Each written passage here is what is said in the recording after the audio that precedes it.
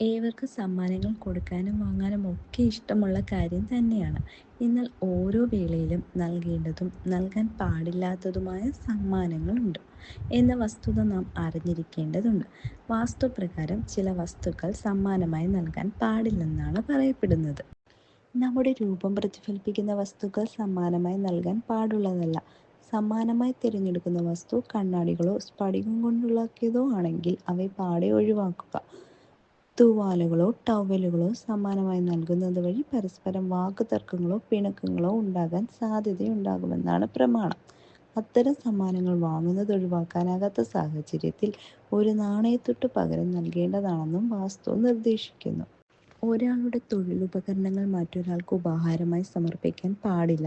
അങ്ങനെ വന്നാൽ ആ തൊഴിലിൽ നിങ്ങൾക്കുള്ള നിപുണത നഷ്ടമായേക്കും. ക്യാമറ, പുസ്തകം, പേന, പെൻസിൽ തുടങ്ങിയവ സമ്മാനമായി നൽകുമ്പോഴും ഈ കാര്യങ്ങൾ ബാധകമാണ്. ഫിഷ് ബൗളോ അക്വേറിയമോ കൂടാതെ ജലം ഉൾക്കൊള്ളുന്ന വസ്തുക്കൾ ഉപഹാരമായി സമർപ്പിക്കുവാൻ പാടില്ല.